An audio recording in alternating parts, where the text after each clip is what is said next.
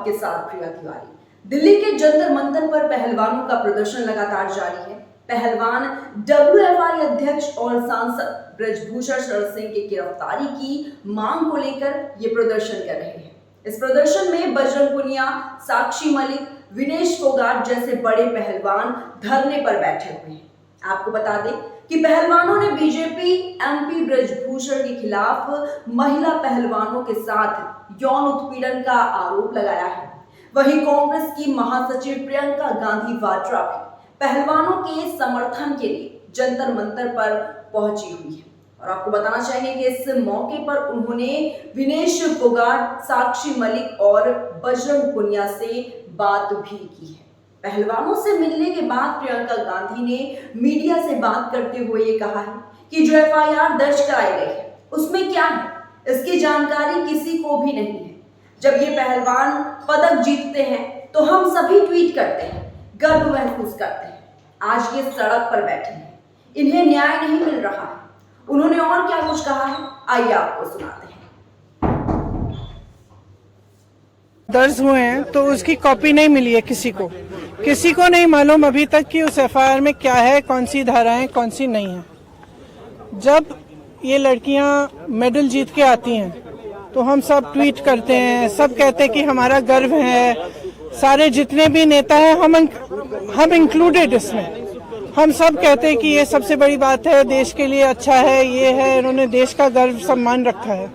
और आज जब सड़क पे बैठी हुई हैं, जब कह रही है कि हमारी बात सुन लीजिए, हमारे साथ गलत हुआ है, तो कोई सुनने को तैयार नहीं। मैंने आपसे कहा ना, अगर FIR दर्ज हुए हैं तो कम से कम इनको दिखाना चाहिए कि क्या है, कॉपी देनी चाहिए। देखिए सीधी सी बात है, इतने जो सीरियस एलिगेशंस हैं इस शख्स के बारे में, तो पहले रिजाइन तो करें, उनको पद से तो हटाएं। जब तक पद पे हैं तब तक प्रेशर डालते रहेंगे, तब तक करियर बर्बाद करते रहेंगे लोग। इन्वेस्टिगेशन चल रहा है, इसका मतलब क्या है? मतलब क्या है? अगर वो आदमी उसी पद पे है जहां सबसे ज्यादा पावर है सबके ऊपर, सारे प्लेयर्स के ऊपर, इनके करियर को बर्बाद करने के लिए, इनको तंग करने के लिए, प्रेशराइज करने के लिए, तो फिर आप कैसे कह सकते हैं कि FIR इन्वेस्टिगेशन? क्या मतलब है इसका? पहले रिजाइन करे, उसको हटाएं पद से, उसका पावर तो लीजिए।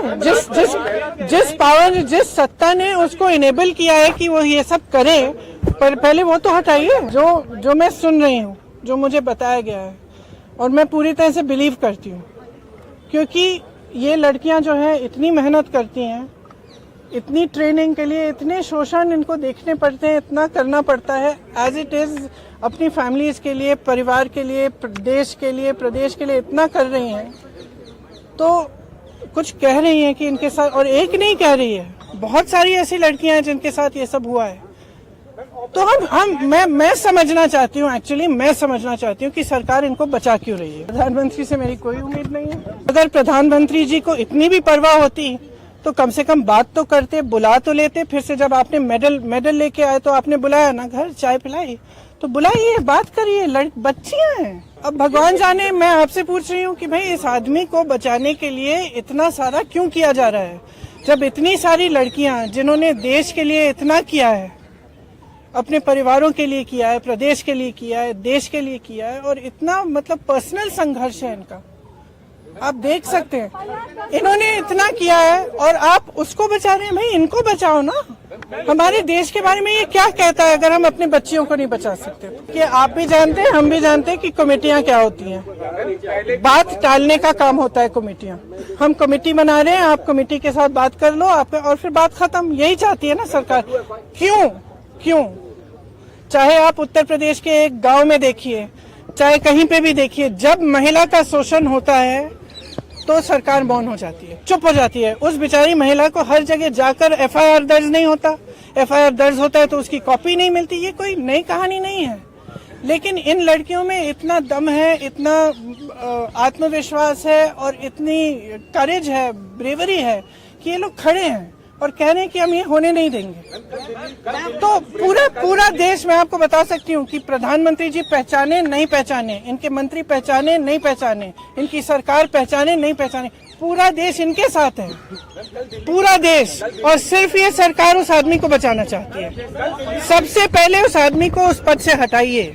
सबसे पहले ये संघर्ष करने वाली महिलाएं हैं, इन्होंने एज इट इज बहुत फेस किया हुआ है और ये फेस करेंगी। मैं इस देश की हर एक महिला को, हर एक लड़की को कहना चाहती हूँ, ये लड़कियां अकेली खड़ी हैं यहाँ, आप इनके साथ खड़े हो और इनकी आवाज को आप बुलंद करो, क्योंकि जब तक आप खड़ी नहीं होंगी तब तक कोई एक्शन नहीं होगा। इस मामले को निपटने की कोशिश होगी, उसके बाद कुछ नहीं होगा। मैं इतना बताना चाहती हूँ कि मुझे इन पर बहुत गर्व है कि ये आज इस चीज को लेकर खड़े हुए हैं और इसमें कोई पॉलिटिकल बात नहीं है। इसका राजनीतिकरण बिल्कुल नहीं होना चाहिए और अगर होगा तो एक बहुत बड़ी शेम होगी और हम सबको इनके साथ खड़ा होना चाहिए।